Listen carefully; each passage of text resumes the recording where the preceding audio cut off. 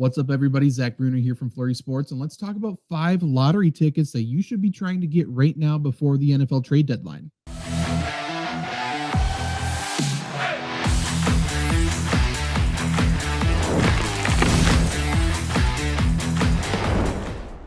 Yes, what's going on, guys? Zach Bruner here from Flurry Sports, and let's talk about lottery tickets. And before I define what I'm specifically talking about, let's just say every single day here in November, you're going to be getting a full-length video here on Flurry Sports. So please like, subscribe, comment anything in the comments below. It helps us quite a bit. If you have fantasy questions, certainly drop them down below and I will answer other people's as well. Let's just get the comments going. That'd be super cool. But yes, every day in November, a new video. So hit the notification bell so you know specifically when we drop.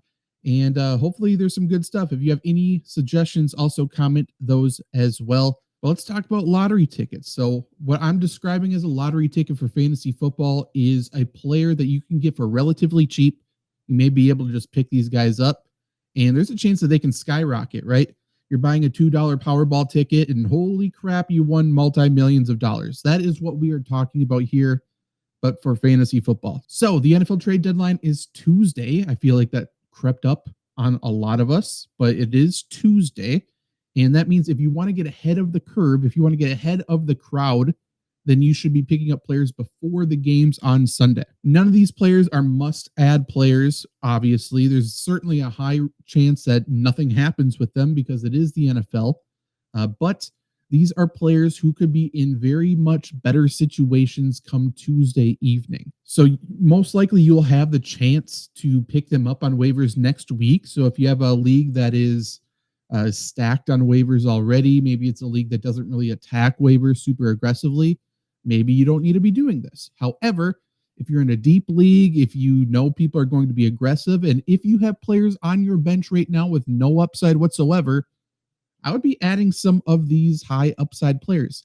And some of them you may have to trade for, but you may be able to trade very, very low for with the potential that they pay off. So if you're heading into week 9 with a Samaje Perine on your bench, he's like your running back 5 or something. For a wide receiver, maybe you have let's say a Kelvin Austin, somebody like, yes, you could plug them in and they're fine, but we don't have any upside. There's like no chance that they're going to be great. Let's just say Chase Brown gets hurt. Do we think Samaje Perine's a top 20 guy? Probably not. And if you drop him, you're probably going to be able to get him next week if nothing happens. So I would rather drop Samaje Perine. I would rather drop Kelvin Austin. I'd rather drop players like this and pick up a player or trade for a player that I'm about to tell you that, hey, this time next week, maybe they have some fantasy relevance, and maybe this is your way of getting a league winner. So let's jump into our very first player. And this is one that's been talked about in fantasy communities for a couple of weeks now. Let's talk about Isaiah Davis for the New York Jets because Breece Hall could be getting traded. The Jets are on bye this week, so it's a really good opportunity for them to be looking and sniffing around the trade deadline.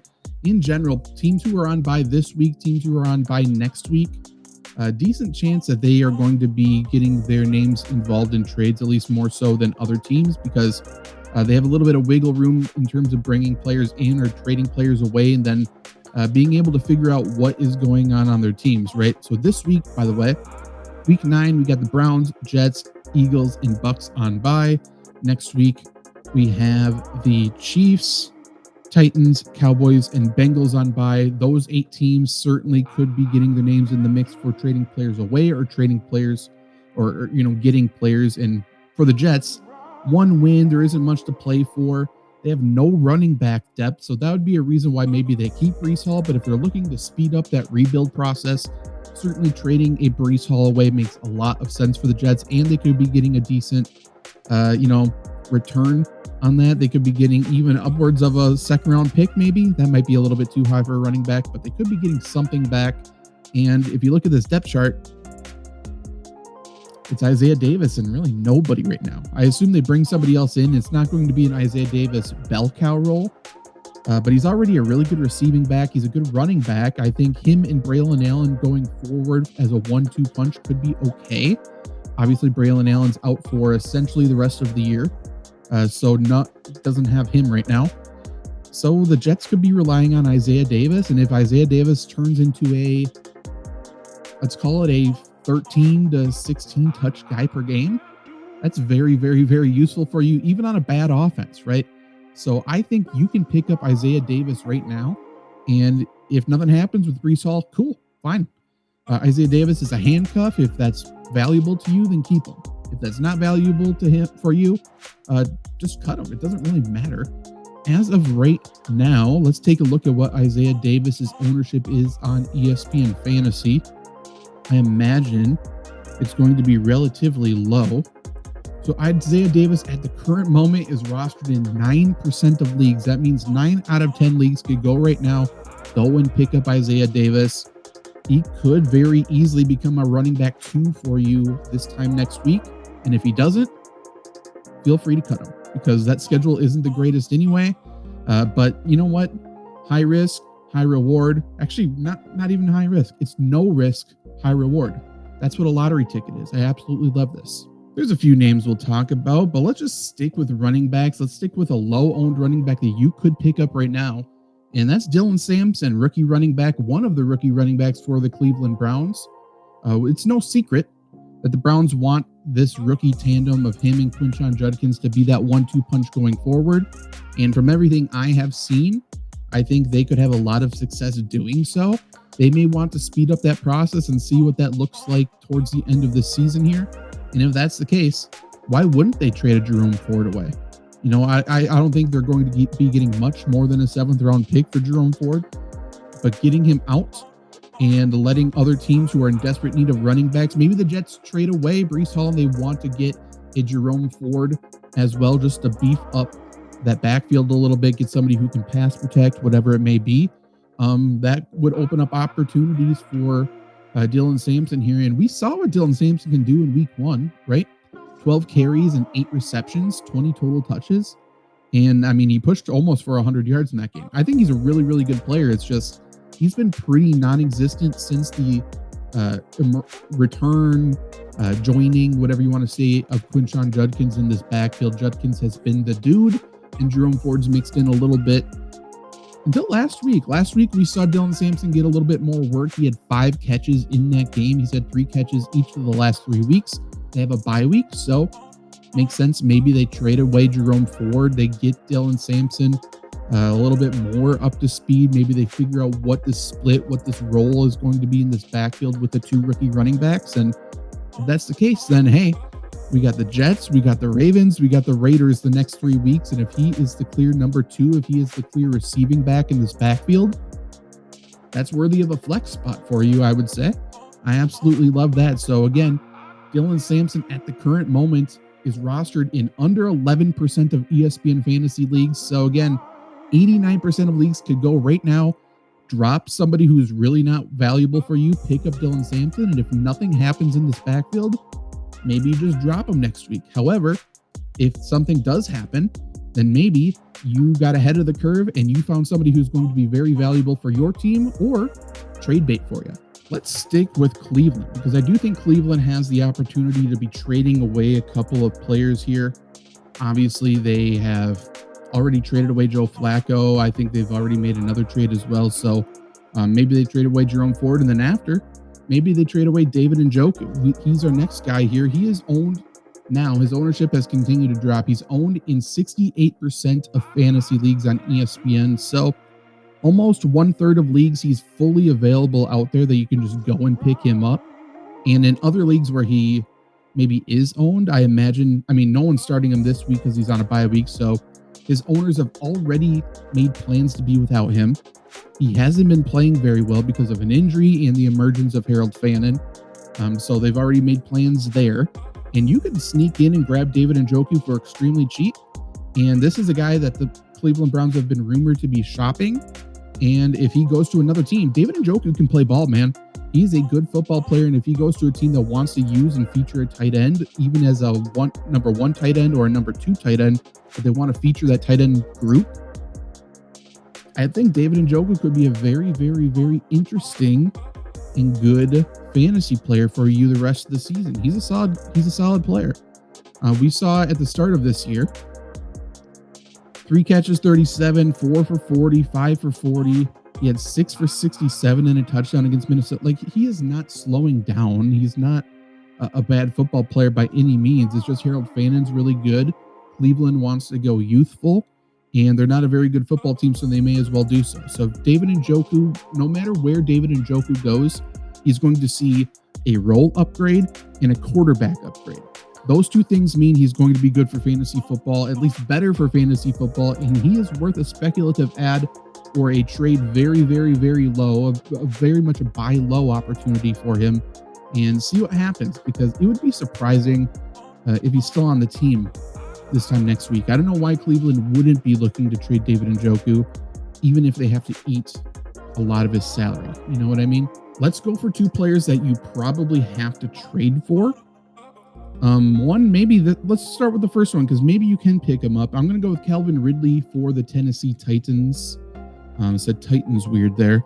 But Calvin Ridley is someone who was hyped up this offseason. Oh, he has such a good connection with rookie Cam Ward. Look how good he is in training camp on absolutely no defense. And then he's been on the injury report pretty much every single week. He's played through some injuries, but his role hasn't been very good. The offense has obviously been terrible. He straight up missed the last few weeks. He's already ruled out for week 9. So if anyone is owning him, maybe they're going to drop him, sneak in there and grab him, or maybe they have a bye week. Maybe they're a desperate team who needs to get a win. Sneak in there and see if you can buy really low for Calvin Ridley. At the current moment, he's owned in 62.5% of fantasy leagues, so less than David Njoku. But he is someone who is certainly on the trade block.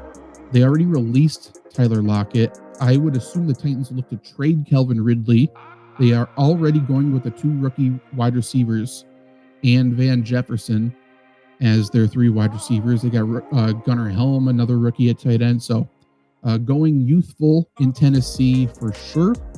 And we could see Calvin Ridley end up on a team like the Pittsburgh Steelers, I think, a team similar to that, desperate for wide receiver talent. And again, much like David Njoku, no matter where Calvin Ridley goes, and by the way, I don't think he's hurt.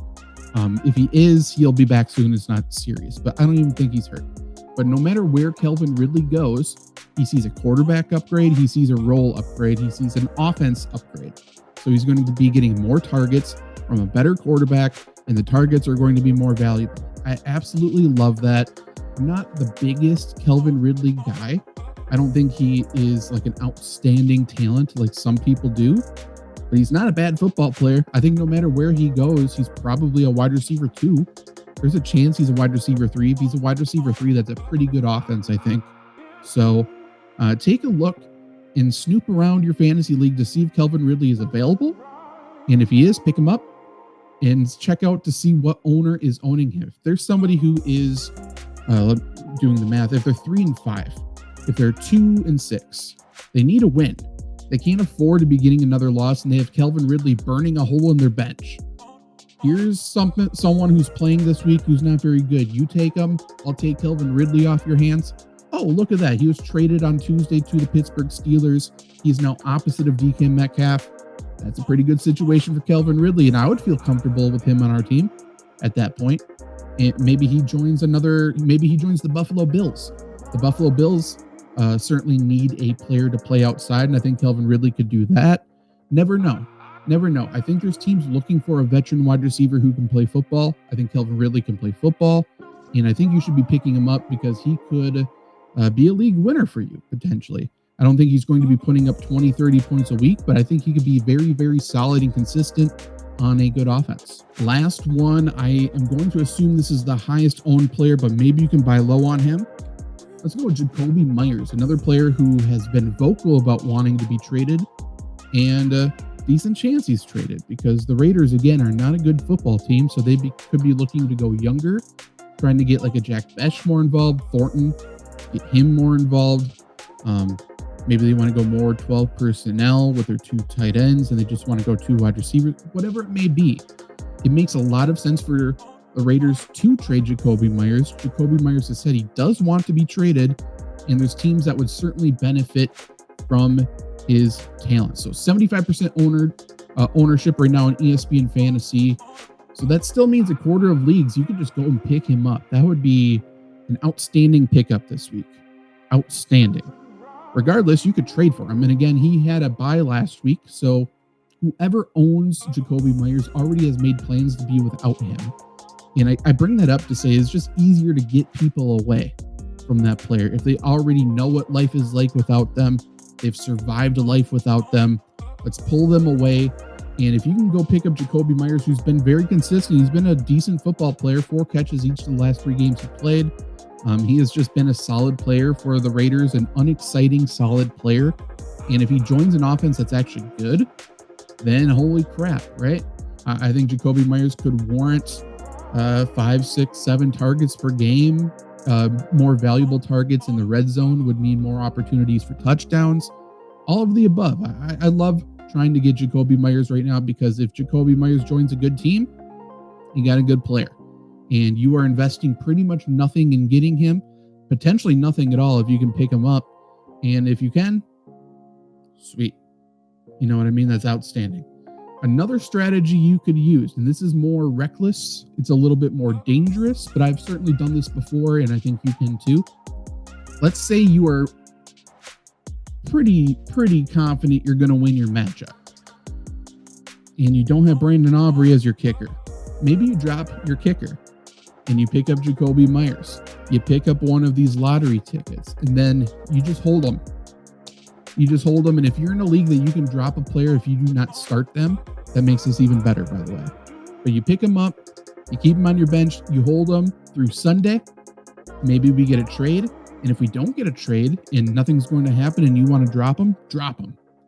And you can pick up a kicker that plays on Monday Night Football. This week, Monday Night Football is going to be the Cardinals and the Cowboys. So you're not going to be able to pick up Brandon Aubrey, but you can pick up the Cardinals kicker potentially. You could hold for Sunday Night Football. We got Washington and Seattle. You could potentially pick up both of their kickers. So if you are in a league that allows you to drop a player after they've played, as long as they're not in your starting lineup, that helps. But regardless, even if you just want to go into the week without a kicker or without a defensive, that's easier for you. I don't mind doing that and taking a little bit of a risk and just trying to grab one of these lottery tickets and see maybe this lottery ticket is the one that breaks big and helps you win your fantasy league. Again, if you like this, subscribe, leave a like. Let me know if there's other lottery tickets you want to do a similar strategy with that you're going to be picking up, holding for the next few days and see what happens. If you've had success with the strategy before, I have, and if I would like to know what success you've had this year as well, or in past years with this strategy, comment that down below. And again, every single day in November, we got a full-length video here on Flurry Sports. So please come back tomorrow and see what we got in store for you. I'm Zach Bruner, and I'll see you soon. Goodbye.